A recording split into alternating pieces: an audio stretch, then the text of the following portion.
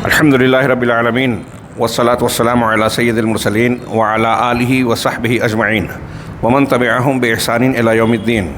اعوذ باللہ من الشیطان الرجیم، بسم اللہ الرحمن الرحیم۔ قل اعوذ برب الفلق من شر ما خلق ومن شر غاسق اذا وقب ومن شر النفاثات فی العقد ومن شر حاسد اذا حسد۔ آپ کہہ دیجئے کہ میں پناہ میں آتا ہوں صبح کے رب کی، ہر اس چیز کے شر سے جسے اس نے پیدا کیا، یعنی تمام مخلوقات کے شر سے۔ ومن شر غاسق اذا وقب، اور رات کے یا اندھیرے کے شر سے جب اندھیرا پھیل جائے۔ ومن شر النفاثات فی العقد، اور گرہوں میں پھونک مار کر جادو کرنے والیوں کے شر سے۔ ومن شر حاسد اذا حسد، اور حسد کرنے والے کے شر سے جب وہ حسد کرے۔ محترم حاضرین، یہ سورۃ الفلق اور اس کے ترجمے کا میں نے اعادہ کیا۔ اس کا درس گزشتہ 2-3 ہفتوں سے ہم سن رہے ہیں، بیان کر رہے ہیں۔ اس میں من شر غاسق اذا وقب تک ہم پہنچے تھے کہ رات کے شر سے جب وہ چھا جائے۔ یہاں ابتدا سے اس معنی اور مفہوم کا تعلق اہل علم نے بڑے پیارے اور دلچسپ انداز میں بیان کیا ہے۔ علامہ ابن قیم رحمہ اللہ نے اپنی تفسیر المعوذتین یا تفسیر سورۃ الفلق میں اس پر کافی لمبی چوڑی گفتگو کی اور یہ بیان کیا کہ یہاں جب اللہ تبارک و تعالیٰ نے یہ بتایا، ہم کو سکھایا کہ رات کی تاریکی کے شر سے پناہ مانگنا چاہتے ہیں۔ اس سے پہلے والے درس میں یہ تذکرہ آ چکا کہ رات کی تاریکی میں یا اندھیرے میں شیاطین کے اثرات بڑھ جاتے ہیں، شرور و فتن کے سارے چاہنے والے اور انجام دینے والوں کی سرگرمیاں زیادہ ہو جاتی ہیں، چور، ڈاکو، زناکار، بدکار۔ اسی طریقے سے جانوروں میں جو کیڑے مکوڑے اور حیوانات ہیں ان کے شر اور ان کی سرگرمیاں یا نقصان پہنچانے کا عمل بڑھنے کا امکان ہو جاتا ہے۔ شریر نفوس اندھیرے کو پسند کرتے ہیں اور اندھیرا جرائم کے لیے بڑا سازگار ہوتا ہے۔ اور شروع میں اللہ رب العالمین نے سکھایا رب الفلق، جس کی واضح یا پسندیدہ مفہوم یہ ہے، فلق سے معنی صبح، پھاڑنے والا۔ اور یہ بھی تشریح کی گئی کہ پھاڑنا، یہ الگ کرنا، یہ پوری کائنات کے مفہوم میں آ جاتا ہے کہ ساری مخلوقات پھٹنے سے وجود میں آئی۔ گزشتہ درس میں اس کی تفصیل بیان کی گئی۔ اب صبح جب آتی ہے تو رات کا اندھیرا چھٹ جاتا ہے۔ علامہ ابن قیم کہتے ہیں کہ یہیں سے اس مقام پر من شر غاسق اذا وقب کی تفسیر پڑھتے ہوئے ہمیں رب الفلق کے ذریعے سے، اللہ رب العالمین کے بہت سارے اسماء و صفات ہیں، یہاں رب الفلق کے ذریعے سے ہی پناہ مانگنے کی تعلیم کیوں دی؟ تو اس کی وجہ اور بھید بتا رہے ہیں، اور کہہ رہے آگے آخر میں کہا کہ یہ قرآن کی بلاغت اور اعجاز کا حصہ ہے، اگر آپ غور کریں تو معنی اور مفہوم کے گہرائیاں نظر آئے گی۔ چنانچہ وہ کہتے ہیں کہ فلک جو ہے وہ صبح ہے، اور صبح سے نور اور روشنی نمودار ہوتی ہے، دن کا اجالا پھیلنا شروع ہو جاتا ہے، اور جب یہ اجالا پھیلتا ہے، صبح نمودار ہوتی ہے، تو رات کی تاریکی چھٹنے لگتی ہے۔ اور رات کے جو مفسدین ہیں، جتنے بھی شرور اور جرائم کو انجام دینے والے اندھیرے میں اپنے کام کرتے ہیں، وہ ان کا لشکر جو ہے وہ ڈھیلا پڑ جاتا ہے، اور ہر خبیث، ہر فسادی، ہر چور، ڈاکو، اور اسی طریقے سے وہ جانور، کیڑے مکوڑے جو اپنے بلوں سے نکل کے لوگوں کو ڈس سکتے ہیں، نقصان پہنچا سکتے ہیں، اسی طرح شیاطین جو رات کے اندھیرے میں مختلف مقامات پر پھیلتے ہیں اور اپنے شرور و فتن کے ذریعے سے لوگوں کے لیے مسائل پیدا کرتے ہیں، شرور و فتن بڑھاتے ہیں، یہ سارے لوگ اپنے مقام اور مسکن میں لوٹ جاتے ہیں اجالا ہوتے ہوئے۔ یعنی اجالا جب چھاتا ہے تو اندھیرا، اور اندھیرے میں موجود شرور و فتن اپنے اپنے ٹھکانے پر جو ہے پناہ لے لیتے ہیں، اور یہ فتنہ اور فساد کا معاملہ کم ہو جاتا ہے، جرم کا معاملہ کم ہو جاتا ہے۔ چنانچہ اللہ تبارک و تعالیٰ نے یہ حکم دیا، اس سورہ کے ذریعے سے ہم کو سکھایا، حکم دیا کہ ہم اس نور کے رب سے، اجالے، صبح اور روشنی پیدا کرنے والے رب سے اپنے آپ کو پناہ میں ڈالیں، اس کے ذریعے سے پناہ طلب کریں، جو کہ ظلمت و تاریکی کو چھانٹ دیتا ہے، اس کو زائل کر دیتا ہے، اور ظلمت و تاریکی میں کے لشکروں کو بھی مات دے کر ان کو منتشر کر دیتا ہے، ان کے اثرات کو ختم کر دیتا ہے۔ اسی لیے اللہ تبارک و تعالیٰ نے، علامہ ابن قیم کی بات کو میں اپنے الفاظ میں نقل کر رہا ہوں، اسی لیے اللہ تبارک و تعالیٰ نے اپنی ہر کتاب کو جو اللہ نے انسانوں کی ہدایت کے لیے نازل کیا اس کو روشنی اور نور قرار دیا، ایمان کو نور قرار دیا، اور اس کے بالمقابل جو اسے نہیں کم مانتا یعنی گمراہیوں کو اختیار کرتا ہے، ان گمراہیوں کو، کفر کو، شرک کو تاریکی قرار دیا۔ چنانچہ اللہ تبارک و تعالیٰ نے ارشاد فرمایا، اللہ ولی الذین آمنوا یخرجہم من الظلمات الی النور، اللہ ایمان والوں کا ولی ہے، ہاں، جو انہیں ظلمات سے نور کی طرف نکالتا ہے۔ ظلمات سے مراد گمراہیاں ہیں، اور یہ جمع ہے، یعنی گمراہیوں کی بہت ساری قسمیں ہیں، ہاں، اور نور ایک ہے، نور اور روشنی ایک ہے جو اللہ رب العالمین کا دین ہے، دین وحی ہے، حق ہے۔ تو اللہ تبارک و تعالیٰ اپنے بندوں کا ولی ہے، اس کی ولایت اور دوستی اپنے بندوں کے ساتھ کیسی ہے، جس پر وہ مہربان ہوتا ہے کہ اس کا سب سے بڑا کرم اور احسان یہ ہے کہ ظلمتوں سے، گمراہیوں سے، ہاں، منحرف راستوں سے، گمراہیوں سے بچا کر نور کی طرف لاتا ہے، ایمان اور صراط مستقیم کی طرف لاتا ہے۔ والذین کفروا، اور جو لوگ جنہوں نے کفر کیا، اولیاءہم الطاغوت، ان کے اولیاء، ان کے دوست طاغوت ہیں، اللہ نہیں ہیں، طاغوت ہیں، شیاطین ہیں، ہاں، یخرجونہم من النور الی الظلمات، یہ طاغوتی طاقتیں، اب وہ شیاطین الانس ہوں، شیاطین الجن ہوں، وہ انہیں نور سے روشنی کی نور سے اندھیروں کی طرف لے جاتے ہیں، ہدایت کے راستے سے ہٹا کر، ایمان سے ہٹا کر کفر، شرک اور گمراہیوں کے اندھیروں میں لے جاتے ہیں۔ وقال تعالیٰ، اسی طرح اللہ تعالیٰ کا ایک فرمان ہے، او من کان میتا فاحییناہ، کیا وہ شخص کہ وہ جو مردہ ہو اور ہم نے اسے زندہ کر دیا نور کے ذریعے سے، وجعلنا لہ نورا یمشی بہ فی الناس، اور اس کو ایسا نور عطا کر دیا، اس کے لیے ایسا نور مہیا کر دیا جس سے وہ لوگوں کے درمیان چلتا ہے، یعنی اللہ کی وحی، ہدایت، اس کو نور کہا گیا۔ کما مثلہ فی الظلمات لیس بخارج منہا، تو کیا وہ شخص، ہاں، اس شخص کی طرح ہے جس کی مثال ظلمات کی طرح ہے، کما مثلہ فی الظلمات، جس کا معاملہ تاریکیوں میں ہے اور اس تاریکی سے وہ نکل ہی نہیں سکتا، اندھیروں میں بھٹک رہا ہے، ہاں، اندھیاریوں میں گم ہے، ایسا شخص اور وہ جو نور ہدایت اور وحی کی روشنی میں چل رہا ہے، دونوں ایک جیسے نہیں ہو سکتے۔ ہاں، ہمارے یہاں لوگ کہتے ہیں سب ٹھیک ٹھاک ہے، شرک ہو، توحید ہو، قرآن نے یہ اس معاملے کو رد کیا ہے۔ کچھ لوگوں نے اصول بنایا نا کہ ہم جس معاملے میں متفق ہیں ساتھ چلیں، اور جس میں اختلاف ہے، چاہے وہ شرک ہو، بدعت ہو، اس میں کوئی مخالفت نہ کریں، کسی کی مخالفت نہ کریں، ہاں، دونوں کو ایک جیسا ہانکیں، سب لوگ اکٹھا ہو جائیں، متحد ہو جائیں، مشرک بھی، کافر بھی، اور مومن بھی، موحد بھی۔ تو اللہ تبارک و تعالیٰ نے کہا کہ دونوں برابر نہیں ہو سکتے۔ اسی طرح اللہ تبارک و تعالیٰ نے کفار کے اعمال کے بارے میں کہا، او کظلمات فی بحر لجین، یا اس تاریکی کی طرح، ان تاریکیوں کی طرح جو اتھاہ سمندر میں ہے، بحر بے کراں۔ یہ مثال بڑی شاندار ہے قرآن کی۔ لماذا اسلمنا کہتے ہیں کہ ہم کیوں مسلمان ہوئے، اس میں جرمنی کے ایک ملاح نے، کیپٹن، جو پانی کے جہاز کا کیپٹن تھا، قرآن کا ترجمہ پڑھتے ہوئے اس آیت کو پڑھنے کے بعد تحقیق کیا اور مسلمان ہو گیا کہ ایسی زبردست مثال کوئی انسان دے ہی نہیں سکتا، اور خاص طور سے ایسا انسان، اس نے پڑھنے کے بعد محمد صلی اللہ علیہ وسلم کے بارے میں سوالات کیے ایک مسلمان سے، پھر تحقیق کی کہ آپ نے سمندر کا کتنا سفر کیا تھا۔ اس نے بتایا کہ ایک مرتبہ بھی نہیں، بلکہ زندگی میں ایک مرتبہ صرف آپ سمندر کے پاس سے گزرے اور آپ نے دیکھا، تو حیرت زدہ رہ گیا کہ یہ زندگی جس نے کھپا دی ہو سمندر میں، وہی ایسی مثال دے سکتا ہے، اور انہوں نے جب نہیں سفر کیا تو یہ ان کا کلام نہیں ہو سکتا، یقیناً اللہ رب العالمین کا کلام ہے۔ تو کافروں کی مثال کیسے دی، او کظلمات فی بحر لجین، یا ان تاریکیوں کی طرح جو اتھاہ سمندر میں ہے، سمندر جو دور دور تک، حد نگاہ تک، چاروں طرف صرف پانی ہی پانی ہو، اس کو بحر بے کراں یا اتھاہ سمندر کہہ رہے ہیں، بحر لجی عربی میں کہا قرآن نے، یغشاہ موج من فوقہ موج، جسے موجیں چھاتی جا رہی ہیں اور موج کے اوپر موج۔ منظر دیکھیے قرآن نے جو مثال دی، ایک آدمی، اگر آپ دور سے سمندر دیکھیں، دور دور تک پانی ہی پانی ہے، ہاں، تو اس پانی کی وجہ سے پانی سے ابھرنے والی چھوٹی موٹی کوئی چیز نظر نہیں آئے گی، ایک قسم کا اندھیرا یا نگاہ کو دھوکہ دینے والا معاملہ، منظر ہوگا۔ پھر اب اس سمندر میں موجیں ایک دوسرے پر چڑھی جا رہی ہیں، جو قرآن نے کہا یغشاہ موج من فوقہم، اس سمندر کے اندر جو چیزیں ہیں اس کو موج ڈھانپے جا رہی ہے، اور موج کے اوپر مزید موج، ایک کے اوپر ایک موج،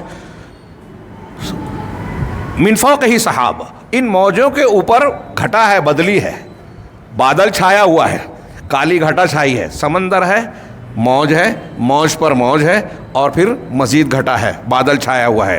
ہاں اذا اخرج یدہ ظلمات بعضها فوق بعض، اللہ نے کہا یہ تاریکیاں ہیں جو ایک دوسرے کے اوپر چھائی ہوئی ہیں، اندھیرے پر اندھیرا. اذا اخرج یدہ لم یکد یراہا، جب دور سے ایسا آدمی کوئی ڈوبنے والا ایسے سمندر میں اپنا ہاتھ نکالے ڈوبتے ڈوبتے، تو قریب ہے کہ اس کو دور سے کوئی شخص دیکھ نہ پائے. سمندر کی کا بے قرار ہونا، اس پر موج پر موج، پھر کالی گھٹا چھائے ہوئی، ایسے میں ایک آدمی ڈوب رہا ہے اور مدد کے لیے کسی کو پکار رہا ہے، ہاتھ نکال رہا ہے، چیخ چلا رہا ہے، تو کیا وہ ہاتھ دور سے کوئی دیکھ پائے گا؟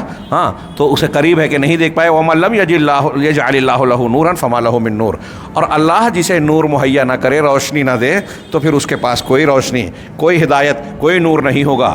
ہاں، اسی طریقے سے شیخ نے پھر اس کے بعد کہا کہ اس سے پہلے اللہ تبارک و تعالیٰ نے اہل ایمان کی صفات بیان کی اور ان کے نور کا ذکر کیا. اللہ نور السماوات والارض مثل نورہ کمشکات فیہا مصباح المصباح فی زجاجہ الزجاجۃ کأنہا کوکب دری یوقد من شجرۃ مبارکہ زیتونۃ لا شرقیۃ ولا غربیہ یکاد زیتھا یضیء ولو لم تمسسہ نار. اللہ آسمان اور زمین کا نور ہے، ساری چیزوں کو روشنی بخشنے والا، اصل نور پیدا کرنے والا وہی ہے. ہاں، اور اس کے نور کی مثال، سب کو ہدایت دینے والا بھی وہی ہے. اس کے نور کی مثال ایک مشکات طاق کی طرح ہے، ہاں، جس میں ایک چراغ ہے، اور المصباح فی زجاجہ، یہ چراغ جو ہے ایک شیشے میں ہے، کأنہا کوکب دری، گویا ایک چمکدار ستارے کی طرح ہے، ہاں، جو کہ زیتون کے مبارک درخت کے تیل سے جلایا جا رہا ہے، مبارک درخت سے.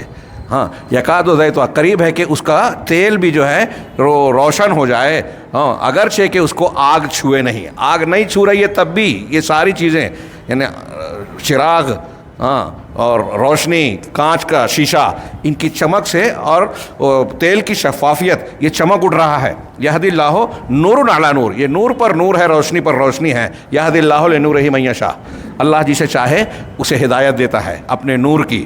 اور آگے شیخ کہتے ہیں کہ ایمان پورا کا پورا نور ہے، اس کا نتیجہ نور ہے. اگر آپ ایمان میں ہیں تو آپ کے پاس نور ہے، انجام نور ہوگا. اور اس ایمان کا مستقر مقام یہ دل ہے، ہاں، یہ بھی اگر اسی دل میں رہتا ہے، جس دل میں رہتا ہے یہ ایمان، وہ روشن اور منور ہو جاتا ہے. ہاں، اسی طریقے سے جو روحیں اس ایمان سے جڑی ہوئی ہوتی ہیں وہ بھی روشن اور چمکدار ہو جاتی ہیں.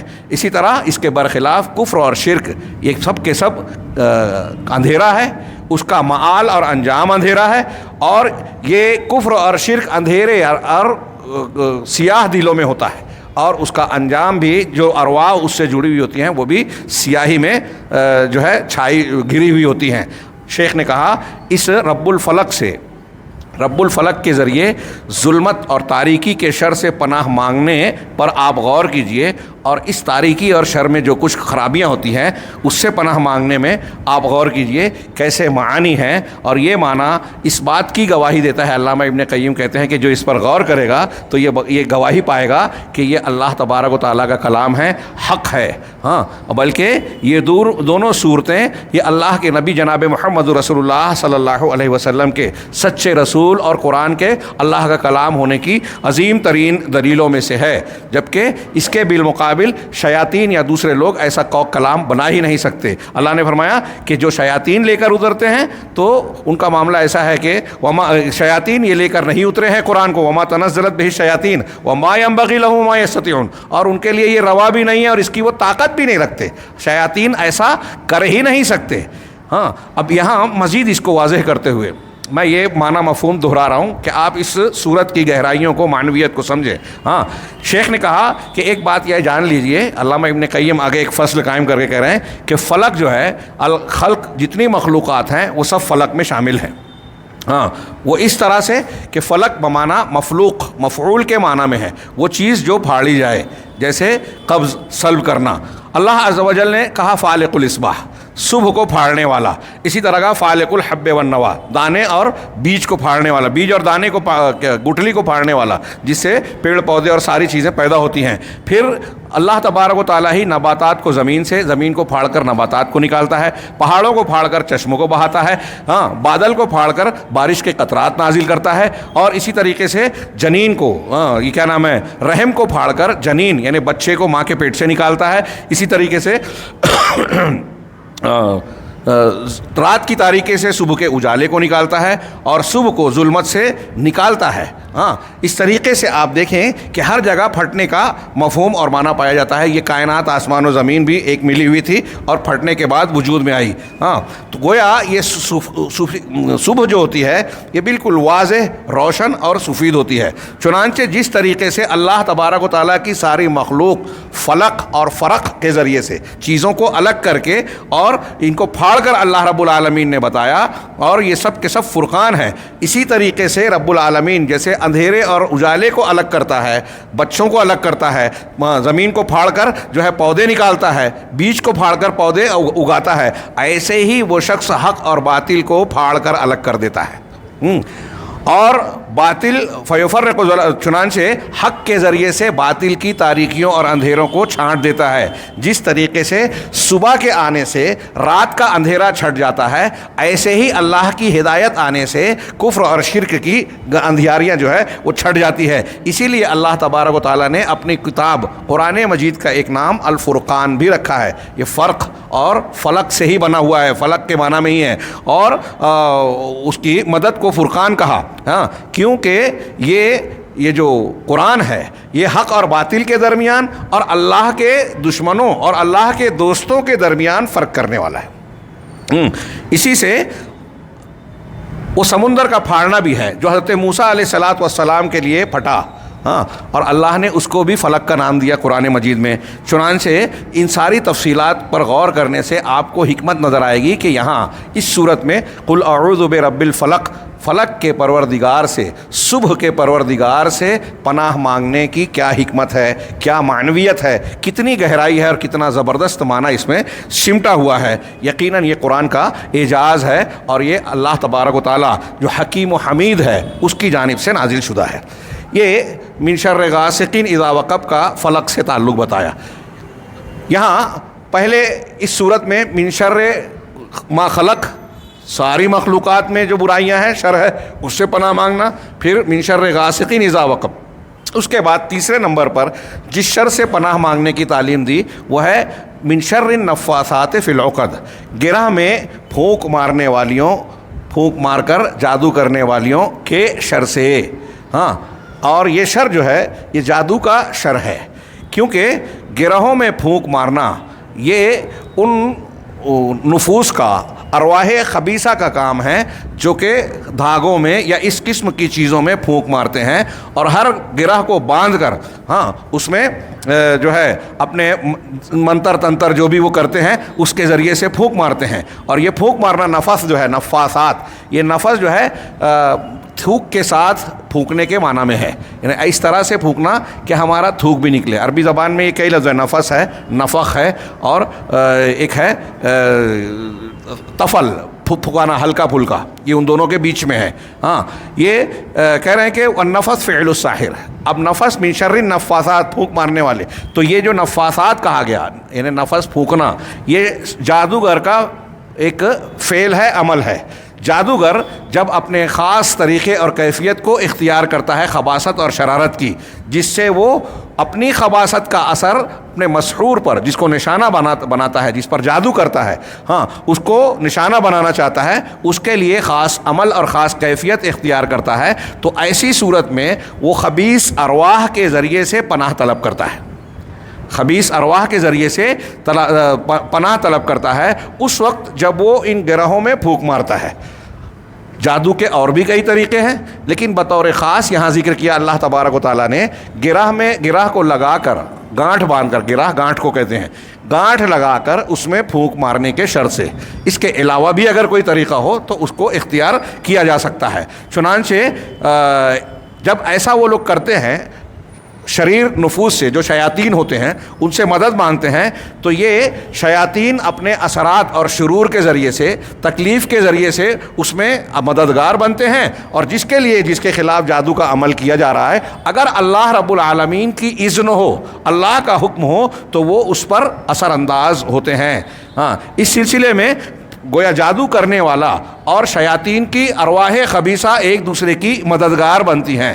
ایسی صورت میں جب یہ ہوتا ہے تو اللہ تبارک و تعالیٰ کے ارادہ کونیہ سے، اللہ تعالیٰ کے ارادہ کونیہ سے یہ جادو کا وقوع ہوتا ہے۔ ارادہ کونیہ مطلب وہ ارادہ اللہ کا، وہ مشیت جس کی بنیاد پر اللہ نے پوری کائنات کو وجود دیا، جس میں اچھی چیزیں بھی ہیں، بری چیزیں بھی ہیں، اچھی چیزوں کو بھی وجود دیا، اور ہمارے لیے بری چیزیں جو ہیں، اللہ رب العالمین نے شر محض پیدا نہیں کیا کوئی بھی، تو کچھ چیزیں جس کو ہم شر مانتے ہیں ان کو بھی اللہ نے پیدا کیا، اس کی حکمتیں ہیں۔ پچھلے درس میں ہم نے تھوڑی سی گفتگو کی تھی، تو اللہ تبارک و تعالیٰ نے یہ حکمتوں کے تحت دونوں چیزیں پیدا کی، اچھی اور بری دونوں۔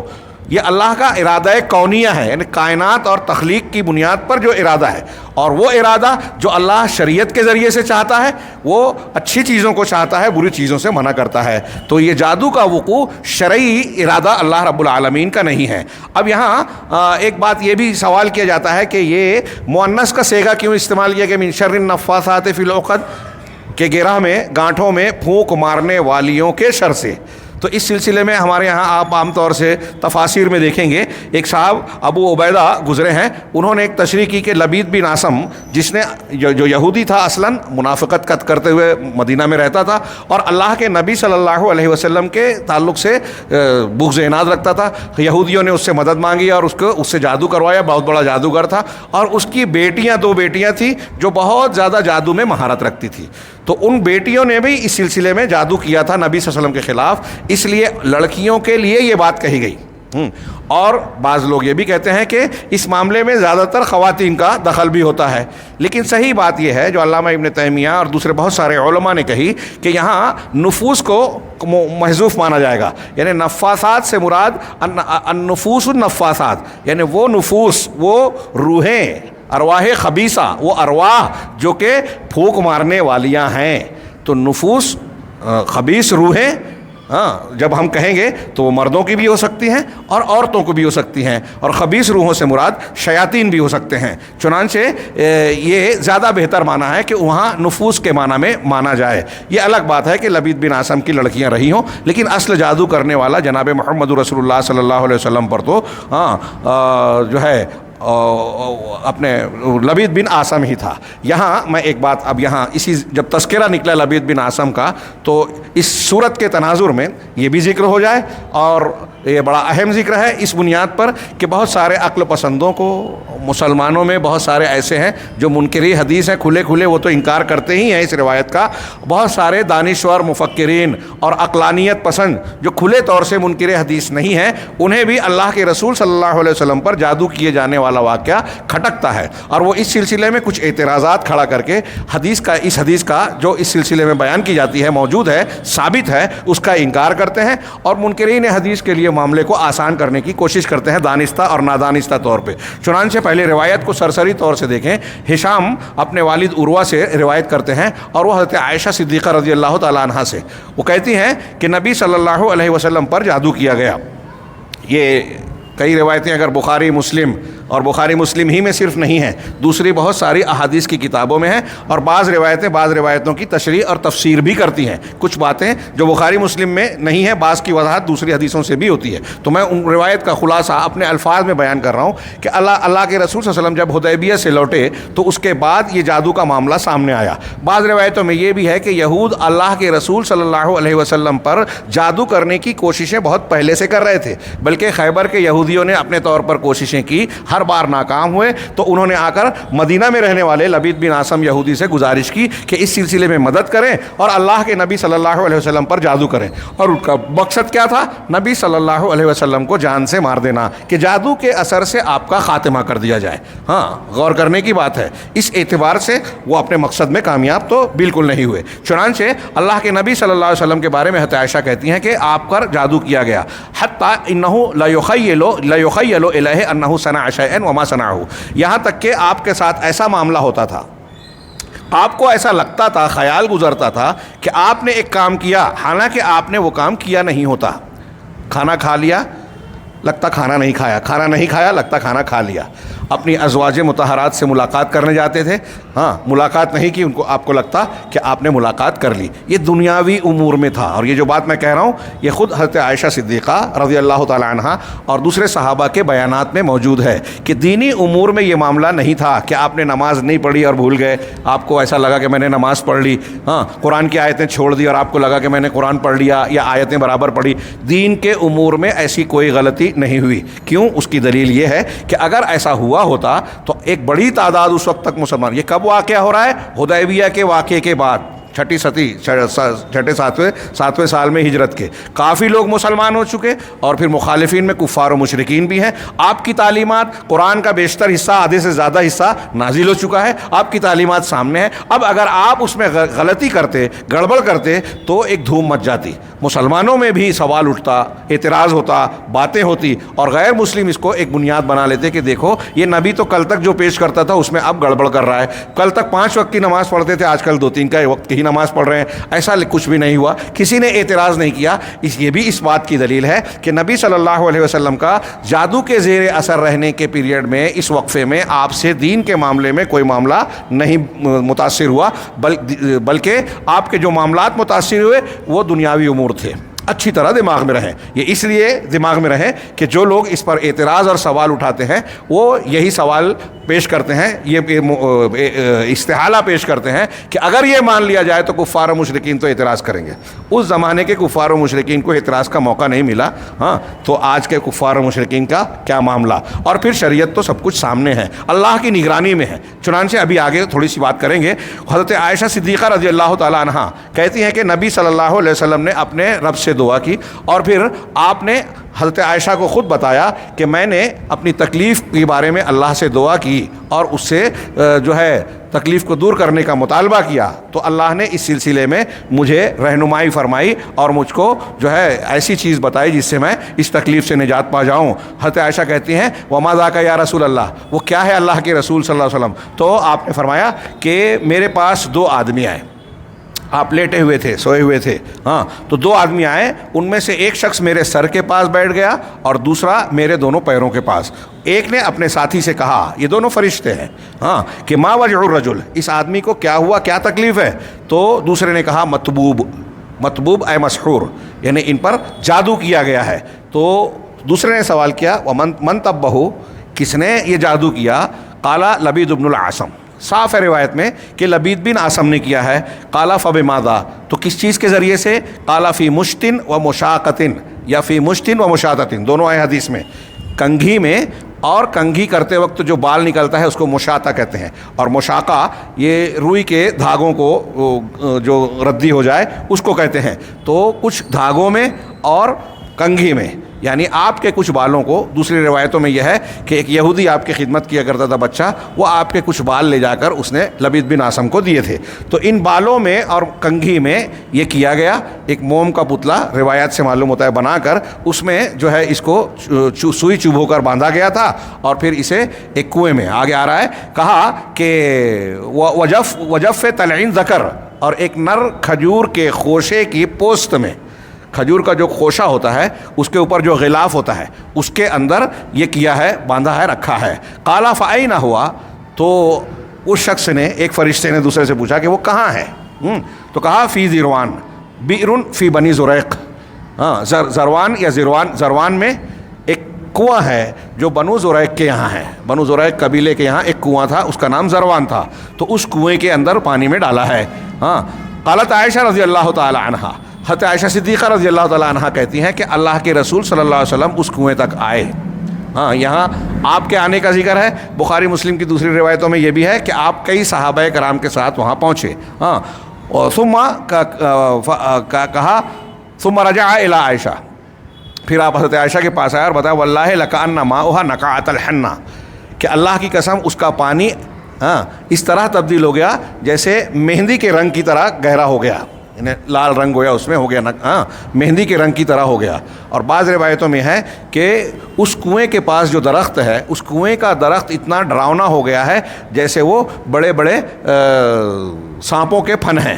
ہاں اور آگے کا وَلَكَأَنَّ نَخْلُهَا رُؤُوسُ الشَّيَاطِينِ, اور گویا کہ اس کا جو کھجور کا درخت ہے وہ شیاطین کے سروں کی طرح ہے, جیسا کہ میں نے کہا بعض روایتوں میں ہے کہ سانپوں کے پھنوں کی طرح ہے. قالت فقلت له, حضرت عائشہ کہتی ہے میں نے آپ سے پوچھا یا رسول اللہ حلا اخرجتہ, کیا آپ نے اسے نکالا نہیں؟ ہاں تو یہاں نکالنے کا معنی دوسری روایتوں میں بخاری مسلم کی ہے اللہ کے نبی صلی اللہ علیہ وسلم نے اسے نکالا اور پھر اس کے جو ہے سوئی اور گرہوں کو نکال کر کھولا گیا.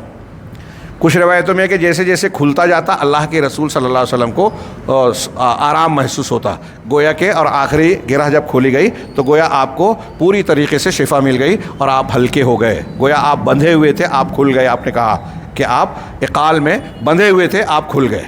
ہاں بعض روایتوں میں سے وضاحت یہ ملتی ہے کہ سورہ فلق اور سورہ ناس کو اللہ کے رسول صلی اللہ علیہ وسلم کو حضرت جبریل نے پڑھنے کے لیے کہا. آپ نے قل اعوذ برب الفلق اور قل اعوذ برب الناس پڑھی تو جیسے جیسے یہ 11 آیتیں ہیں, سورہ فلق میں 5 آیتیں, سورہ ناس میں 6 آیتیں اور 11 گرہیں 11 گانٹھیں ہی باندھی گئی تھی. ہاں جادوگر اس قسم کے عمل کا اختیار کرتے ہیں اور گویا ان کو یہ محسوس ہوتا ہے کہ ہمارا جادو یہ گانٹھ بندھی رہے گی اور دبی رہے گی تو ہی ہمارا جادو اثر انداز ہوتا رہے گا. ہاں یہ گانٹھ کھل جائے گی تو اثر نہیں ہوگا, یہ ان کے اعتبار سے. لیکن اگر ایک آدمی نے مسلمان نے یہ گانٹھ واٹ نہیں بھی پائی, اپنے آپ کو تحفظ میں اللہ رب العالمین کی پناہ میں لے لیا تو انشاءاللہ محفوظ رہے گا. میں یہی بیان کرنے کے لیے کہہ رہا ہوں کہ روایتوں سے یہ بھی معلوم ہوتا ہے کہ آپ نے جیسے جیسے سورہ فلق اور سورہ ناس کی آیتیں پڑھنا شروع کیا اور جیسے جیسے آپ آیت پڑھتے جاتے تھے وہ گرہ اور گانٹھ کھلتی جاتی تھی. چنانچہ 11ویں آیت پڑھنے کے بعد آپ کو لگا کہ آپ بالکل آزاد ہو گئے, بندھے ہوئے تھے. ہاں یہ اس روایت میں کئی امور ایسے ہیں جو آدمی کو توجہ دینا چاہیے. سب سے اہم ایک بات یہ بھی کہ نبی کریم صلی اللہ علیہ وسلم پر جادو ہوا اور آپ کو معلوم نہیں تھا. ہاں حدیث میں ہے نا کہ اللہ سے دعا کی.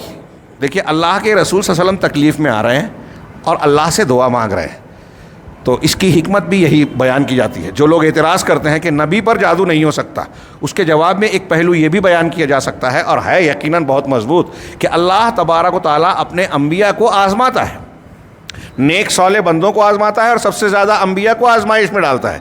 اور انبیاء کرام علیہم الصلوۃ والسلام کو آزمائش میں ڈالنے کی بھی کئی حکمتیں ہیں. ایک تو یہ کہ جو جتنی بڑی آزمائش سے گزرتا ہے اس کا درجہ اتنا اونچا اور مقام بلند ہوتا ہے, اور سب سے اونچا مقام انبیاء کا ہے اس لیے ان کو سب سے بڑی آزمائش میں گزارا گیا. اور انبیاء کرام میں جو رسول پیغمبر سب سے اونچے درجے کے ہیں ان کو سب سے اعلیٰ قسم کی آزمائشوں سے گزرنا پڑا. سیدنا ابراہیم علیہ السلام اور پھر ان سے بھی بڑھ کر جناب محمد رسول اللہ صلی اللہ علیہ وسلم سب سے اونچے درجے کے, سب سے زیادہ آزمائشوں میں مبتلا کیا گیا. تو ایک بات یہ کہ آزمائشوں میں مبتلا کیا جانا درجات کی بلندی کا باعث ہے اور درجات کی بلندی کا تقاضا بھی ہے. دوسری بات کہ جب انبیاء کرام علیہ الصلوۃ والسلام آزمائش سے گزرتے ہیں تو یہ آپ کے ماننے والے نبی کے امت کے لیے, ان کے متبعین اور پیروکاروں کے لیے نمونہ ہوتا ہے. ہاں اب آج اگر ہمیں یا کسی مسلمان کو کوئی تکلیف اذیت پریشانی مصیبت آتی ہے, کفار و مشرکین کی طرف سے کوئی سازش کی جاتی ہے اور اس کا اثر ہم کو تکلیف کی شکل میں بظاہر دنیاوی طور پر دکھائی دیتا ہے, تو ہمیں اس بات کی تسلی مل سکتی ہے کہ ہمارے نبی جناب محمد رسول اللہ صلی اللہ علیہ وسلم کو تو کئی طریقے سے آزمایا گیا. اور یہ صرف جادو ایک قسم ہے. آپ دیکھ سکتے ہیں کہ آپ پر الزامات لگائے گئے, آپ کو چوٹ پہنچائی گئی, بدر میں احد میں آپ کو زخمی کیا گیا, خود کی کڑیاں آپ کے رخسار مبارک میں دھنس گئیں, دندان مبارک شہید ہوئے, گھٹنے جو ہے پھوٹ گئے, آپ کے جو ہے چہرے پر زخم آیا, سر کی ہڈی پھوٹ گئی, یعنی اتنی کہ ہڈی کا حصہ تک نظر آنے لگا. شج کا لفظ ہے, شجن نبی صلی اللہ علیہ وسلم, نبی صلی اللہ علیہ وسلم کو کہ سر کو جو ہے زخمی کیا گیا, تو آپ کو زخمی کیا گیا. پھر آپ پر بیماریوں کا بھی معاملہ ہوا کہ آپ دیکھتے ہیں مرض الموت میں اور اس سے پہلے بھی آپ پر غشی طاری ہوئی، بے ہوش ہو گئے، نماز کے لیے اٹھنا چاہ رہے ہیں، بے ہوش ہو کر گر گئے، پھر بیدار ہوئے، ہوش میں آئے تو آپ نے پانی منگایا، غسل کیا، پھر اٹھنا چاہ رہے ہیں، پھر بے ہوش ہو گئے، تو آپ پر بے ہوشی بھی طاری ہوئی، آپ کو شدید بخار ہوا۔ حضرت عائشہ صدیقہ بخاری وغیرہ میں پوچھتی ہیں تو کہتے ہیں کہ مجھ کو دوہرا بخار ہوتا ہے، ایک عام آدمی کو جتنا بخار ہوگا اس کے مقابلے میں میری تکلیف اور میرا بخار اس کے دگنا ہوتا ہے، ڈبل ہوتا ہے۔ تو حضرت عائشہ نے کہا کہ آپ کو اللہ رب العالمین نے اجر بھی تو ڈبل دیا ہے، کہا ہاں یہ بات ہے۔ گویا حضرت عائشہ کے اس جملے میں آپ کے لیے تسلی کی بات تھی کہ آپ کا اجر اور مقام بلند ہے، اس لیے آپ کی تکلیف بھی بڑی ہے۔ تو یہ امتیوں کے لیے نمونے کی بھی بات ہوتی ہے، یہ حکمت کی بات ہے۔ تیسری چیز جو بہت اہم ہے کہ انبیاء کرام علیہم الصلاۃ والسلام پر جو اس قسم کے معاملات آتے ہیں وہ توحید کی دلیلیں ہیں بہت بڑی۔ ہمارے یہاں جو لوگ بزرگوں کو، باباؤں کو حاجت روا، مشکل کشا، غوث، خواجہ اور فلاں مانتے ہیں، اور اپنی ضروریات میں، پریشانیوں میں، مشکلات میں مرادیں مانگنے کے سلسلے میں کو قبر اور اہل قبور کی طرف، بزرگان دین، اولیاء و صالحین کی طرف رجوع کرتے ہیں۔ یا رسول اللہ پکار کے یہ سمجھتے ہیں کہ وہ ہماری پکار سن رہے ہیں اور مدد کے لیے آئیں گے۔ یا شیخ عبد القادر جیلانی شیئن للہ کہہ کر یہ سمجھتے ہیں کہ وہ مدد کریں گے، کوئی چیز عطا فرمائیں گے۔ یا فلاں المدد کہتے ہیں غیر اللہ کو، غائب لوگوں کو، یا مر جانے والے لوگوں کو۔ ابھی مر جانا کہہ رہا ہوں تو اس پر بھی لوگ کہیں گے کہ گستاخی کر رہا ہے، ہاں، جبکہ یہ اللہ کے لیے صرف ناروا ہے موت، باقی سب کو آنی ہے۔ نبی کریم صلی اللہ علیہ وسلم بھی اس مرحلے سے گزرے، وہ بھی مانتے ہیں کسی نہ کسی شکل میں۔ تو میں یہ عرض کر رہا تھا کہ جب اللہ تبارک و تعالیٰ نے اپنے رسول صلی اللہ علیہ وسلم کو یہ تکلیف میں ڈالا اور آپ کو اللہ سے مانگنا پڑا، آپ اللہ سے کہہ رہے ہیں کہ ان اللہ قد افتانی فیما استفتیتہ فیہ، ہاں، کہ اللہ نے اس بارے میں مجھے روشنی دکھائی، مجھے رہنمائی فرمائی جو میں نے اللہ سے طلب کی تھی۔ اور دوسرے الفاظ بھی ہیں کہ جو تکلیف میں مبتلا تھا اس سے نجات مانگی تو اللہ تبارک و تعالیٰ نے مجھ کو اس سے چھٹکارا دیا۔ اور پھر یہ پوری سورہ قل اعوذ برب الفلق، قل اعوذ برب الناس اور ایسی بہت سی قرآنی دعائیں جو اللہ نے اپنے رسول کو سکھائی، اور رسول اللہ صلی اللہ علیہ وسلم اس کو پڑھتے تھے۔ ہم نے پیچھے پڑھا کہ نبی کریم صلی اللہ علیہ وسلم بستر پر جب سونے کے لیے آتے تھے تو قل اللہ احد، قل اعوذ برب الفلق، قل اعوذ برب الناس تینوں کو پڑھنے کے بعد اپنے دونوں ہاتھوں کی ہتھیلیوں پر پھونکتے، چہرے اور سر سے شروع کر کے پہلے بدن کا اگلا حصہ، پھر پچھلا حصہ، جہاں تک ہاتھ جاتا پھرتے۔ یعنی آپ اللہ سے پناہ مانگ رہے ہیں۔ اگر آپ کے اندر اللہ رب العالمین کی طاقت ہوتی، آپ کے اندر اللہ کی صفات ہوتی، آپ عالم الغیب ہوتے، آپ کے اندر قدرت ہوتی، وہ قدرت جو اللہ کے پاس ہے، تو آپ اللہ سے کیوں مانگتے؟ آپ کو یہ پتہ کیسے نہیں چلتا کہ میرے خلاف جو ہے جادو کیا گیا ہے؟ یہاں ہم دیکھ رہے ہیں کہ ایک طرف آپ آزمائش میں مبتلا ہوئے، تکلیف میں آ رہے ہیں، ہاں، بخار میں آپ مبتلا ہوئے۔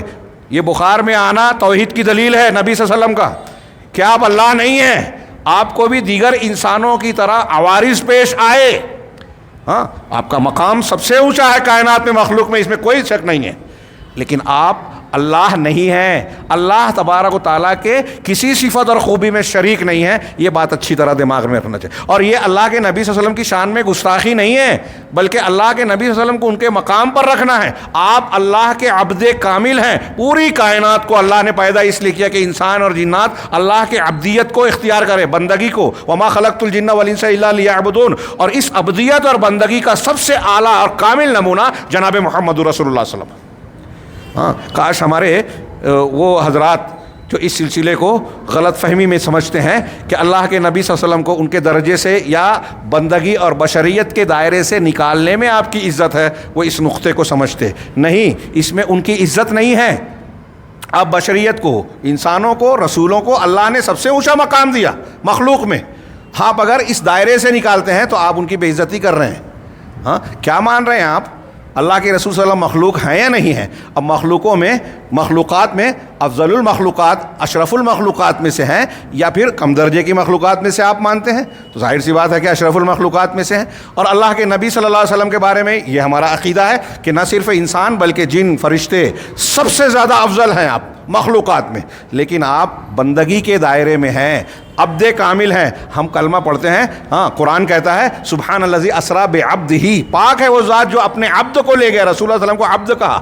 ہم کہتے ہیں اشہد ان محمد عبدہ و رسولہ، اللہ کے رسول، اللہ کے بندے ہیں اور اس کے رسول ہیں۔ آپ نے خود کہا کہ مجھے اس طرح حد سے نہ بڑھانا جس طرح نصارہ نے ابن مریم کو، مسیح ابن مریم کو بڑھا دیا۔ میں اللہ کا بندہ ہوں اور اس کا رسول ہوں، لہٰذا تم عبداللہ رسولہ کہنا، اس کا بندہ اور اس کا رسول کہنا۔ کتنی صاف صاف تعلیمات ہیں، لیکن کیا کہا جائے، ہاں اللہ کی توفیق سے محرومی اور شیاطین اور گمراہ کرنے والوں کے اثرات۔ یہ قل اعوذ برب الفلق اور قل اعوذ برب الناس کی ضرورت کتنی شدید ہے دنیا کے لوگوں کو آپ اندازہ لگا سکتے ہیں کہ لوگ ان شرور سے متاثر ہو کر گمراہیوں کا شکار ہیں۔ اور سب سے بڑی گمراہی، اسلام کے نام پر قرآن و حدیث کو ماننے کا دعوے دار ہوتے ہوئے بھی قرآن و حدیث کے خلاف عقائد لوگ اختیار کر رہے ہیں۔ اسی واقعے اور صورت کو اگر آدمی غور سے پڑھ لے، اب دیکھیے کہ اس صورت کے بارے میں ہم یہ بھی دیکھ رہے ہیں کہ کچھ لوگ جو ہے اپنے طور سے دماغ میں متکلمین اور فلاسفہ اور مناطقہ کے اعتراضات کو آج سمجھتے ہیں کہ بہت عقل کی بات کر رہے ہیں، اور اس کی وجہ سے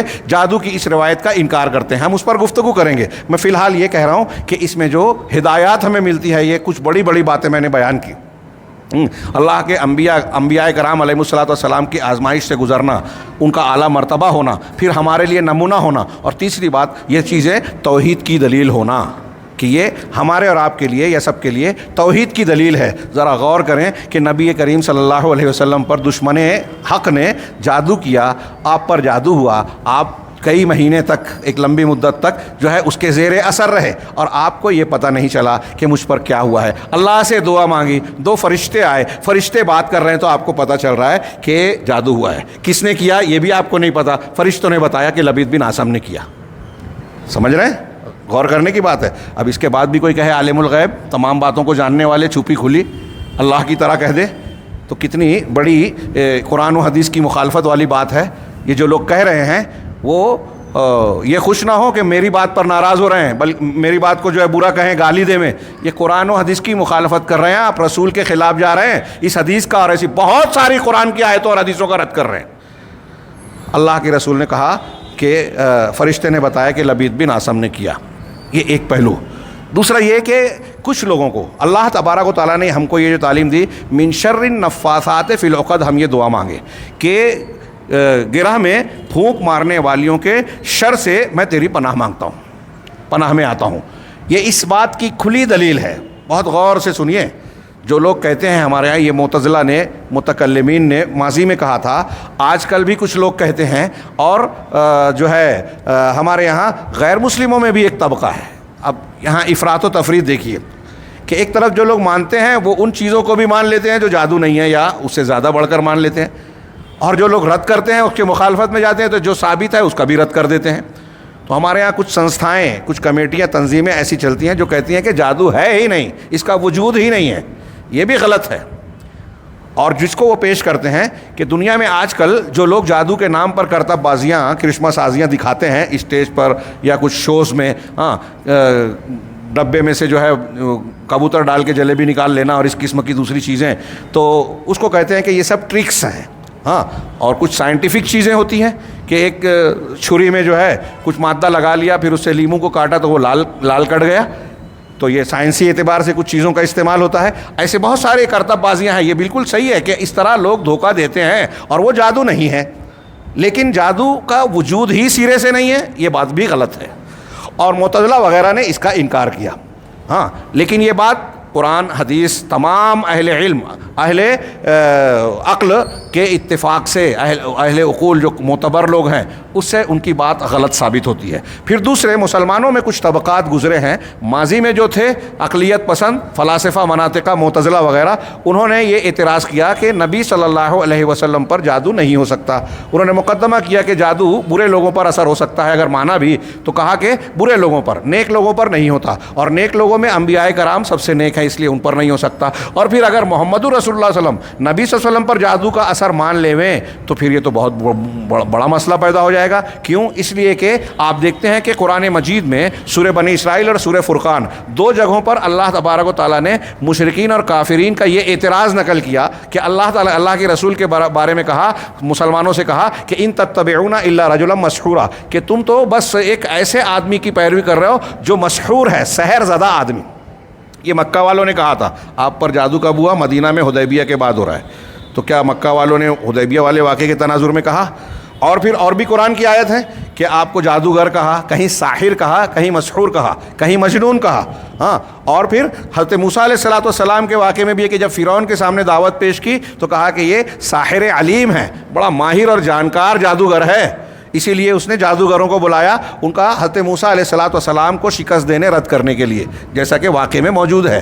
چنانچہ اس بنیاد پر یہ لوگ کہتے ہیں کہ یہ تو کفار و مشرکین کا اعتراض صحیح ثابت ہو جائے گا. اور پھر وہ کہیں گے کہ اگر ہم یہ کہتے ہیں خود مسلمان اور ہم یہ کہنے لگے کہ اللہ کے رسول صلی اللہ علیہ وسلم پر جادو ہوا تھا تو پھر یہ اعتراض اٹھے گا، ہو سکتا ہے آپ نے بہت ساری قرآن کی آیتیں چھوڑ دی ہوں، بھول گئے ہوں، پیش نہ کی ہو اگر جادو زدہ تھے. ہو سکتا ہے کہ آپ نے نمازیں اور دین کے احکامات میں کچھ کمی رکھ دی ہو، کچھ چیزیں اللہ نے بتائی اور وہ امت کو بتائے نہیں اس لیے کہ جادو کے اثر میں تھے. تو کہتے ہیں ہو سکتا ہے، ہو سکتا ہے. یہ جو ہو سکتا کی بات کر رہے ہیں یہ نہیں ہو سکتا، یہ نہیں ہو سکتا. کیوں؟ اس لیے کہ اللہ رب العالمین نے دین کی حفاظت کی ذمہ داری لی ہے. نبی صلی اللہ علیہ وسلم بھولتے تھے کہ نہیں بھولتے تھے انسانوں کی طرح؟ آپ نے خود ہی کہا جب آپ 2 رکعت پر ظہر کی نماز میں سلام پھیر دیا اور خرباق ذوالیدین صحابی رسول نے آپ کو مطلع کیا، آپ نے آ کے صحابہ سے پوچھا، کہا ہاں آپ نے 2 رکعت نماز پڑھائی، تو آپ نے 2 اور پڑھا کر سجدہ سہو کیا اور سلام کیا اور اس کے بعد کہا کہ انسا کما تنسون، میں بھی اس طرح بھولتا ہوں جس طرح تم بھولتے ہو. اب کوئی سوال کرنے والا، اعتراض کرنے والا اعتراض کرے، کہہ رہے جب اللہ کے رسول صلی اللہ علیہ وسلم کے بارے میں آپ یہ مانو گے کہ آپ بھی نسیان اور بھول چوک سے دوچار ہوتے تھے تو پھر یہ اعتراض اٹھے گا کافروں کی طرف سے. ہو سکتا ہے کہ بہت سی قرآن کی آیتیں بھول گئے ہوں، ہو سکتا ہے کہ بہت سے احکامات جو اللہ تعالیٰ نے آپ کو دیے تھے وہ لوگوں میں بیان نہ کیا ہو اور آپ بھول گئے ہوں. کیا یہ اعتراض چلے گا؟ نہیں چلے گا. کیوں؟ اس لیے کہ قرآن میں صاف صاف ہے سنقرئک فلا تنسیٰ کہ ہم آپ کو یہ قرآن پڑھائیں گے تو آپ بھولیں گے نہیں. یعنی آپ کو قرآن کے علوم اور دین کے معاملات میں نسیان سے محفوظ رکھا ہے اللہ نے. تو جس ذات نے نسیان سے محفوظ رکھا، ہاں، جس ذات نے یہاں تک وارننگ دی کہ اگر آپ قرآن سے ہٹ کر کوئی اور قرآن بنا لیتے، وَلَوْ تَقَوَّلَ عَلَيْنَا بَعْضَ الْأَقَاوِيلِ، ہم پر کچھ باتوں کو جھوٹ باندھ لیتے، لَأَخَذْنَا مِنْهُ بِالْيَمِينِ، تو دائنی جانب سے یا دائنے ہاتھ سے ہم آپ کو پکڑ لیتے، ثُمَّ لَقَطَعْنَا مِنْهُ الْوَتِينَ، ثم پھر ہم آپ کی رگے جاں کو کاٹ دیتے. وَلَوْ تَقَوَّلَ عَلَيْنَا بَعْضَ الْأَقَاوِيلِ لَأَخَذْنَا مِنْهُ بِالْيَمِينِ ثُمَّ لَقَطَعْنَا مِنْهُ الْوَتِينَ فَمَا مِنْكُم مِّنْ أَحَدٍ عَنْهُ حَاجِزٍ. تو آپ سے بچانے والا تم میں سے کوئی نہیں ہوتا آپ کو ہم سے بچانے والا. اللہ کے نبی صلی اللہ علیہ وسلم اگر کچھ قرآن کے علاوہ کچھ گڑھ کر بیان کر دیں تو آپ کو پکڑ لیتا. اللہ تعالیٰ یہ قرآن کہہ رہا ہے، اس کا مطلب آپ نے کچھ نہیں گڑھا. سورہ بنی اسرائیل میں کہا نا کہ وَإِن كَادُوا لَيَفْتِنُونَكَ عَن بَعْضِ عَنِ الَّذِي أَوْحَيْنَا إِلَيْكَ لِتَفْتَرِيَ عَلَيْنَا غَيْرَهُ، کہ یہ چاہتے ہیں کفار مشرکین کہ آپ اس قرآن سے جو ہم نے آپ کی طرف وحی کی، ہاں، اس کی بعض چیزوں سے جو ہے ہاں ہٹ جائیں، ہاں، اسے فتنے میں ڈال دیں میں اور کچھ دوسرا قرآن گڑھ لائیں. اور ایسا کرو گے تو وہ اذا لاتخذوک خلیلا، آپ کو اپنا دوست بنا لیں گے.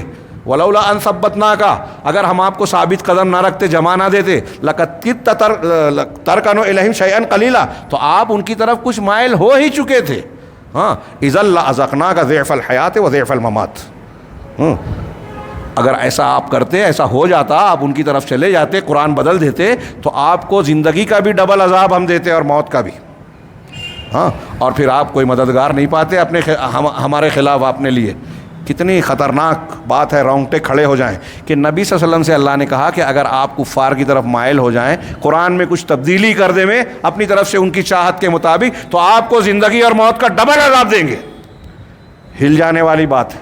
ہاں، اور اس آیت کی روشنی میں یہ بات معلوم ہوتی ہے کہ ہم کو اور آپ کو پابند کیا ہے. جب نبی کو اتنی سخت بات کی گئی کہ قرآن اور اللہ نے جو اتارا ہے دین کے معاملے میں اسی کے پابند رہیے، تو ہم جب قرآن و حدیث کو چھوڑ کر بہت سارے مسلمان کہتے ہیں فلاں نے خواب دیکھا، ہمارے پیر صاحب نے یہ بیان کیا، ان کا کشف یہ ہے، ان کا خواب یہ ہے، ان کا اجتہاد یہ ہے، ان کا مسلک یہ ہے، ان کی رائے یہ ہے، اور یہ کہہ کر قرآن کو چھوڑ دیتے ہیں، اسے قبول کرتے ہیں. سوچئے وہ کتنی بڑی جرت کر رہے ہیں. اللہ کے سامنے کھڑے ہو رہے ہیں، اللہ نے جو وحی کے ذریعے سے اتارا ہے اس کے سامنے کھڑے ہو رہے ہیں. ہاں، میں نے بھی گلبرگہ میں تقریر کرتے ہوئے اس آیت کی روشنی میں کہا، بیان کیا کہ اہل الحدیث ہم کیوں ہیں؟ اس لیے ہیں کہ اللہ تعالیٰ نے یہ سخت احکامات اور جو ہے اوامر نازل کیے کہ قرآن و حدیث جو اللہ نے نازل کیا اسی کی پیروی کرو، اس کے سوا کسی اور کی پیروی نہ کرو. تو ہم اس کے پابند ہیں. اور اہل الحدیث جب کہتے ہیں تو مطلب ہوتا ہے قرآن والے، حدیث والے، سنت والے. لہذا قرآن کہہ رہا ہے کہ قرآن کو مانو، حدیث کو مانو.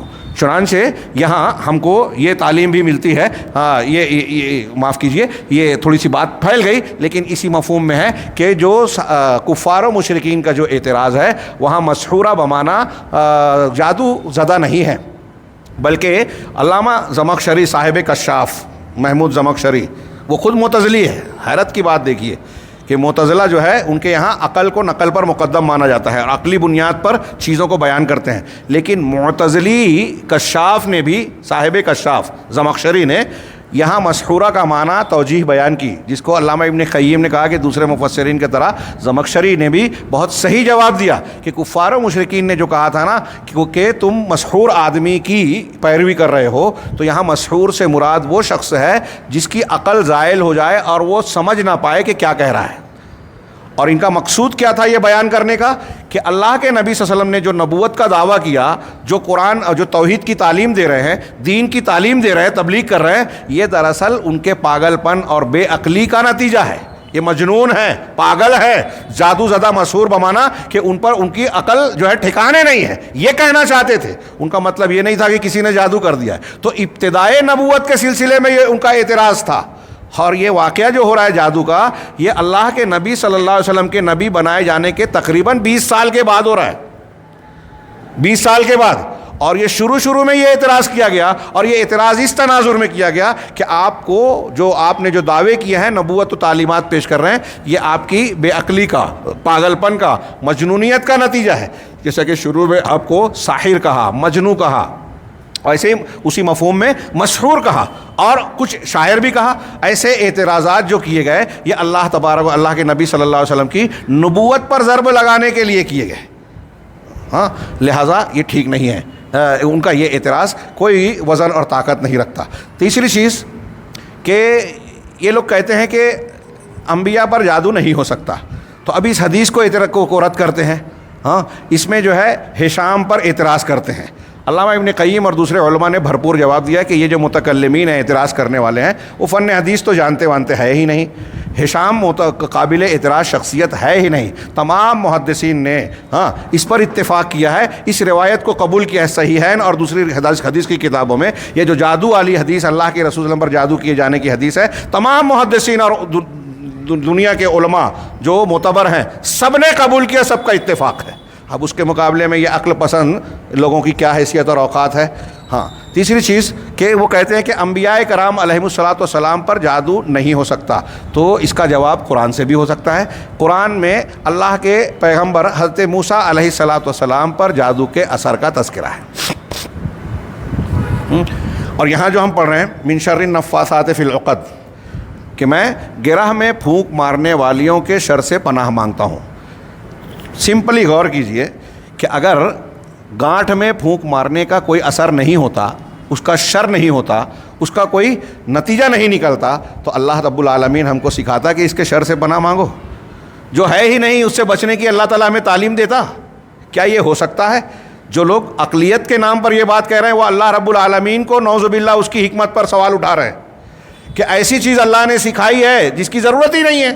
جب جادو ہے ہی نہیں، گرہ میں پھونک مارنے کا کوئی اثر ہوتا ہی نہیں ہے، تو پھر اس سے بچنے کی تعلیم کیوں دی، اس سے استعاذے کی تعلیم کیوں دی اللہ تعالیٰ نے؟ اس تعلیم کا من شر النفاثات فی العقد کا یہ جملہ خود بتا رہا ہے کہ گرہ میں، گانٹھ میں پھونک مار کر جادو کرنے والوں کے اثرات اور شر ہے، تبھی تو اس سے پناہ مانگنے کی تعلیم دی. ایک بات. دوسرے، موسیٰ علیہ الصلاۃ والسلام کے واقعے میں ہم نے دیکھا کہ جادوگروں، جب حضرت موسیٰ نے دعوت پیش کی تو جادو نے کہا کہ میں تجھ کو رجل مسحور مانتا ہوں. رجل مسحور، یہاں مسحور سحر زدہ ہی ہے. تبھی تو حضرت موسیٰ علیہ الصلاۃ والسلام نے کہا کہ یہ مسحور، کہ میں اے فرعون میں تجھ کو مسحور مانتا ہوں. پھر اس کے بعد فرعون نے جو ہے جادوگروں کو بلایا. جادوگروں کا بلانا اس بات کی دلیل ہے کہ وہ آپ کو جادوگر کے الزام سے متہم کر رہا ہے کہ آپ جادوگر ہیں. یہ اس لیے کہ اس پر بھی کچھ لوگ تنبیہ کرتے ہیں کہ کچھ اور تشریح اور معنی بیان کیا جائے اس کا. پھر اس کے بعد جو ہے جب جادوگر آتے ہیں، مقابلہ ہوتا ہے، اور وہ لوگ حضرت موسیٰ علیہ السلام کو ہرا کر فرعون کے دربار میں کہتے ہیں کہ ہم کو انعام ملے گا. تو اس نے وعدہ بھی کیا کہ انعام بھی ملے گا اور دربار میں جو ہے نزدیکی اور تقرب بھی ملے گا، اونچی کرسی ملے گی. تو انہوں نے بڑے شوق سے مقابلہ کیا. اب جب واقعہ ہوا تو آپ پڑھیے سورہ اعراف میں، سحروا اعین الناس واسترهبوهم، قرآن کہتا ہے کہ انہوں نے لوگوں کی آنکھوں پر جادو کر دیا۔ یہاں رک کر شاید میں بھول جاؤں، ہاں یہ بتاؤں کہ معتزلہ اور بعض لوگوں نے یہ کہا، یہ آج اتنا ہی بیان کروں گا، توجہ سے سنیے گا، ہاں، کہ بعض لوگوں نے یہ کہا کہ حضرت موسیٰ علیہ السلام کے سامنے جو جادوگروں نے کا عمل کیا تھا نا، وہ جادو نہیں تھا، بلکہ کچھ حکمت عملی اختیار کی تھی۔ وہ کیا تھی کہ لاٹھیوں اور رسیوں پر کچھ پارا وارا لگا دیا تھا، خاص انداز میں ان کا جو ایک طریقہ تھا، ان کا جو معلومات تھی، اور اس کو جب انہوں نے دھوپ میں ڈالا تو دھوپ کے پڑنے سے، روشنی کے پڑنے سے اس پارے کا جو ریفلیکشن، انعکاس ہوتا تھا روشنی کا، اس سے ایسا لگتا تھا کہ وہ جو ہے حرکت کر رہی ہے۔ ان کی یہ توجیہ کیا قابل قبول ہو سکتی ہے؟ کئی وجہوں سے، کئی وجہ سے یہ بالکل غلط ہے۔ اگر ایسا ہوتا تو یہ جادو نہیں ہوتا، یہ کاریگری ہوتی، صنعت ہوتی، ہاں۔ تو اللہ کے رسول حضرت موسیٰ یا جادوگر نہیں کہلاتے۔ فرعون جو ہے وہ جادوگروں کو موسیٰ علیہ السلام کے جواب کے لیے اکٹھا نہیں کرتا، بلکہ کچھ سائنس جاننے والے یا جو عمارت کے اس وقت کے ماہرین تھے اور اس قسم کی چیزیں جانتے تھے، صنعت گیری، ان کو بلاتا۔ تو یہ صنعت ہوتی، جادو نہیں ہوتا، نمبر ایک۔ دوسرے یہ کہ پھر یہ لوگ کہتے ہیں کہ حضرت موسیٰ علیہ السلام کو ایسا لگا، لوگوں کو جو لگا، سحروا اعین الناس جو قرآن نے کہا کہ لوگوں کی نگاہوں پر جادو کر دیا، تو کہا کہ لوگوں کو لگا کہ وہ لاٹھیاں اور رسیاں جو جادوگروں نے ڈالی ہیں وہ حرکت کر رہی ہیں، جبکہ وہ حرکت نہیں کر رہی تھی۔ تو علامہ ابن قیم اور دوسرے علماء نے سوال کیا کہ تھوڑی دیر کے لیے ایک سوال ہے کہ اگر آپ کوئی ایسا عمل کر سکتے ہیں کہ یہ جو ہے، جو آپ کے سامنے لیپ ٹاپ ہے، ہاں، اس کی جو شکل و صورت ہے اس سے بدل کر کچھ اور دکھائی دے، یہ ٹھہرا ہوا ہے، حرکت کرتا ہوا نظر آ رہا ہے، تو جو ٹھہر کر حرکت کرتا ہوا نظر آ رہا ہے اس کی کچھ صفات میں بھی تبدیلی کر دے، ایسا کوئی عمل کر دے ہوئے، تو کون سی بعید بات ہے؟ اس میں آپ کو کیوں تعجب ہو رہا ہے؟ ہاں، دوسرے لفظوں میں اس کو یوں کہوں کہ اگر وہ حرکت نہیں کر رہے تھے لیکن لوگوں کو نظر آ رہا تھا کہ حرکت کر رہے ہیں، یہی کہنا چاہتے ہیں وہ لوگ کہ وہ حرکت کر نہیں رہے تھے لیکن انہوں نے کچھ ایسی کرتب بازی کی کہ لوگوں کو دکھائی دے رہا تھا کہ وہ حرکت کر رہے ہیں، یہ بھی جادو کی قسم ہی ہوئی۔ اور جادوگر دونوں عمل کرتے ہیں، کچھ ایسا کام کہ جو ہے نہیں آپ کو نظر آئے، اور کچھ ایسا کام کہ جو چیز کو پیش کر رہے ہیں اس میں کچھ تبدیلی آ جائے۔ دونوں میں فرق سمجھ رہے ہیں آپ لوگ؟ ایک یہ کہ یہ لیپ ٹاپ مجھے کتاب نظر آنے لگے یا کوئی اور جو ہے سامان نظر آنے لگے، ہاں، یہ ہے نہیں لیکن مجھے وہ دکھ رہا ہے، یہ ہے لیپ ٹاپ ہی یا آئی فون ہی لیکن مجھے دکھائی کچھ اور دے۔ اور ایک یہ کہ یہ ہے لیپ ٹاپ لیکن اس میں تبدیلی آ جائے، یہ کچھ اور بن جائے، یہ دو الگ الگ چیزیں ہوئی۔ اور جادوگر دونوں کرتے تھے، دونوں کا دعویٰ کرتے تھے، دونوں کر سکتے تھے، ہاں۔ اب حضرت موسیٰ علیہ السلام لوگوں کے بارے میں یہاں سورہ اعراف میں اللہ نے کہا، ہاں، کہ لوگوں کی نگاہوں کو جادو سے متاثر کر دیا، لوگوں کی نگاہوں پر جادو کر دیا اور انہیں خوف میں مبتلا کر دیا۔ بہت سارے جادوگر انہوں نے جب اکٹھا لاٹھیاں رسیاں ڈالی اور وہ سب حرکت کرتے ہوئے نظر آئے، ہاں، تو لوگ ڈر گئے۔ سورہ طٰہٰ میں اللہ رب العالمین نے بہت واضح لفظ میں کہا، جس میں واضح طور سے قرآن کا ان لوگوں کو زناٹے دار تماچا اور رد ہے جو یہ کہتے ہیں کہ نبی پر جادو کا اثر نہیں ہو سکتا۔ چنانچہ سورہ طٰہٰ میں ہے کہ جب جادوگروں نے اپنی لاٹھیاں اور رسیاں ڈالی تو قرآن کہتا ہے فَإِذَا حِبَالُهُمْ وَعِصِيُّهُمْ يُخَيَّلُ إِلَيْهِ مِنْ سِحْرِهِمْ أَنَّهَا تَسْعَىٰ، کہ ان کی لاٹھیاں اور رسیاں، حبالہم ان کی رسیاں، وعصیہم ان کی لاٹھیاں، موسیٰ کو یہ خیال گزرا، یخیل الیہ، کس کے بارے میں اللہ کہہ رہا ہے؟ موسیٰ علیہ السلام کے بارے میں۔ اور موسیٰ علیہ السلام کون ہیں؟ ایک جلیل القدر پیغمبر ہیں، فرعون کو دعوت دینے گئے، فرعونیوں کو بنی اسرائیل کی طرف بھیجے گئے، ہاں۔ آپ کو خیال گزرا، یخیل الیہ، کیسے، کیوں خیال گزرا؟ قرآن کہہ رہا ہے من سحرہم، ان کے جادو کی وجہ سے، یخیل الیہ من سحرہم۔ یہ بچوں کو ذرا بیٹھنے کے لیے بول دیجئے باہر، ہاں، کہ حضرت موسیٰ علیہ السلام کو ان کے جادو کے اثر سے، جادو کی وجہ سے یہ خیال گزرا، کیا خیال؟ انہا تسعیٰ، کہ وہ دوڑ رہے ہیں۔ قرآن کہہ رہا ہے موسیٰ علیہ السلام کو ایسا لگا، اور آگے فوراً بعد اللہ کیا کہہ رہا ہے؟ فَأَوْجَسَ فِي نَفْسِهِ خِیفَةً موسیٰ، موسیٰ علیہ السلام نے اپنے دل میں ڈر محسوس کیا، موسیٰ علیہ السلام ڈر گئے، ایک نبی جو فرعون کی آنکھوں میں آنکھیں ڈال کے دعوت دے رہا ہے، فرعونیوں سے نہیں ڈرا، وہ لاٹھی اور رسی گر آپ پھینک دیں گے تو ڈر جائے گا؟ ہم اور آپ ڈریں گے کیا؟ ہاں، موسیٰ علیہ السلام ڈر گئے. یہ فطری خوف ہے، طبعی طور پر ایک دہشت جو ہوتی ہے، کوئی اچانک کوئی آ کے آپ کے کان میں چیخ دے، کوئی شیر آ جائے، سانپ آ جائے تو آپ چونک جاتے ہیں، یہ وہ والا ڈر ہے فطری. اور اگر خوف سر جس کو کہتے ہیں، جس میں تعظیم ہوتی ہے، ہاں، نفع اور نقصان کا عقیدہ ہوتا ہے، یہ ڈر عبادت ہے، یہ صرف اللہ سے ہونا چاہیے. اور پیغمبر اس معاملے میں صرف اللہ سے ڈرنے والے تھے اور کسی اور سے نہیں ڈرتے تھے، جیسا کہ میں نے بیان کیا. تو موسیٰ علیہ السلام کے بارے میں قرآن کر کے اپنے دل میں موسیٰ نے ڈر محسوس کیا. پھر اللہ تعالیٰ نے آگے کہا کہ ہم نے کہا کہ تم ڈرو نہیں اور اپنی لاٹھی ڈالو. اور جب لاٹھی ڈالی تو سارے کے سارے چیزوں کو نگل لیا. اگر یہ کرتب بازی ہوتی، صنعت گیری ہوتی، یہ کیا کہتے ہیں پارے اور اس کے ذریعے سے کچھ دکھاوا ہوتا، تو اللہ تبارک و تعالیٰ یہ کیوں کہتا موسیٰ علیہ السلام سے کہ اپنی لاٹھی ڈالو اور نگل لیں گے، اور نگلانے کی ضرورت ہی نہیں پڑتی. یہ سارے واقعے کا پہلو بتاتا ہے کہ وہ جادو ہی تھا. پھر جب ایسا ہوا تو فرعون نے کیا کہا؟ اِنَّهُ لَكَبِيرُكُمُ الَّذِي عَلَّمَهُ السِّحْرَ، یہ تمہارا بڑا ہے جس نے تم کو جادو سکھایا. یعنی فرعون بھی ابھی بھی یہ کہہ رہا ہے کہ موسیٰ علیہ السلام کا عمل جادو ہے، اور وہ تمہارا بڑا ہے، تم نے چھوٹے والا کیا، اس نے بڑے والا کر کے اس کو تم کو زیر کر دیا.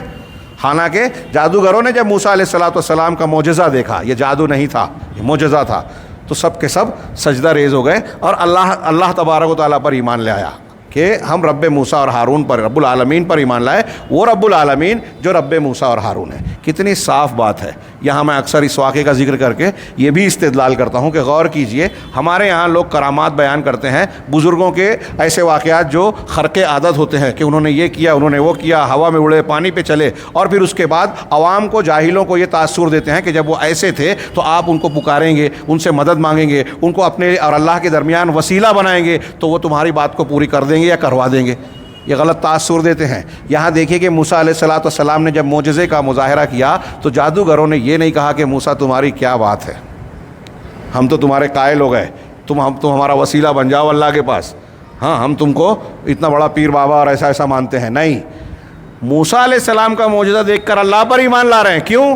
اس لیے کہ جادوگروں کو بھی یہ سمجھ رہے کہ یہ موسیٰ علیہ السلام کا کام ہے ہی نہیں، یہ معجزہ ہے، اور ایسا معجزہ جو دنیا کا کوئی انسان کر ہی نہیں سکتا. اگر یہ موسیٰ کر سکتے تو ہم بھی کر سکتے، اور ہم نہیں کر سکتے اس کا مطلب موسیٰ علیہ السلام کی طاقت بھی نہیں ہے. موسیٰ علیہ السلام نے جو پیش کیا وہ اللہ کی قدرت کے ذریعے سے پیش کیا. بڑا درس ہے، سبق ہے توحید کا. ہاں، چنانچہ یہ ساری چیزیں بتا رہی ہے کہ جادوگروں نے جادو کیا تھا اور موسیٰ علیہ السلام پر اس کا اثر ہوا تھا. یعنی انبیاء پر جادو کا اثر ہو سکتا ہے.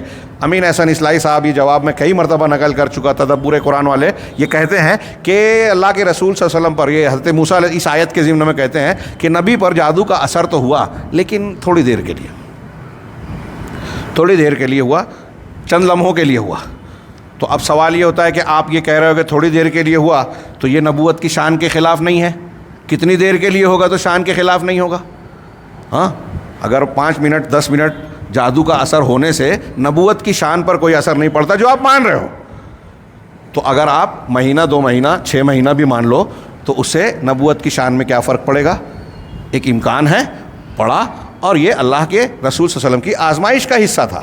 چنانچہ اس پر ایمان لانے میں آپ کو کیا دقت ہے، کیا مضائقہ ہے؟ ہاں، یہ اللہ تبارک و تعالیٰ نے جو ہم کو تعلیم دی ہے کہ من شر النفاثات فی العقد، یہ کہ ہم گرہ میں پھونک مارنے والیوں کے شر سے پناہ مانگیں، یہ اللہ کے نبی صلی اللہ علیہ وسلم کو بھی تعلیم دی گئی تھی. اور جیسا کہ میں نے بیان کیا، نبی صلی اللہ علیہ وسلم پر جادو کا اثر ہوا. یہاں ایک اعتراض بات ختم کرنے سے پہلے یاد آ گیا. ہم لوگ کافی سالوں پہلے اورنگ آباد میں ایک پروگرام میں تھے، تو ایک ایسے ہی متاثر نوجوان نے اعتراض کیا کہ اللہ کے رسول پر کیسے جادو ہو سکتا ہے. اور جب اس کا جواب دینے لگے تو اس نے قرآن کی ایک آیت سے استدلال کیا. اس نے کہا کہ اللہ نے قرآن میں کہا ہے وَاللَّهُ يَعْصِمُكَ مِنَ النَّاسِ، کہ اللہ آپ کو لوگوں سے بچائے گا، اللہ آپ کو لوگوں سے بچائے گا. تو اگر آپ یہ کہتے ہیں، اس کا یہ کہنا تھا، اس سوال کرنے والے سائل نوجوان کا، ہاں، اس کا یہ کہنا تھا کہ اگر آپ یہ کہتے ہیں کہ نبی صلی اللہ علیہ وسلم پر جادو ہو گیا تھا، اب اس کا اثر ہوا تھا، تو اس کا مطلب اللہ نے بچایا ہی نہیں. اللہ کا یہ وعدہ غلط ہو گیا کہ اللہ نے لوگوں سے بچائے گا، اور بچایا ہی نہیں، جادو کا اثر ہو گیا. اس کا یہ اعتراض صحیح ہے؟ ہاں جی میں آپ لوگوں سے پوچھ رہا ہوں، اللہ نے بچایا نہیں؟ اللہ نے بچایا.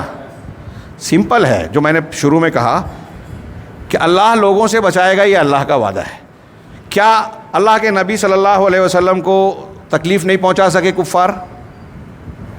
ہاں، شروع میں تو آپ کو بہت اذیتیں اور تکالیف دی، پھر جنگوں میں آپ کو زخم دیا، پھر بعد میں بھی آپ کو جو ہے مانوی کبھی کوئی اعتراض، کبھی کوئی ذہنی تکلیف، کبھی نفسیاتی تکلیف، کبھی جسمانی تکلیف، آپ کو تکالیف دی.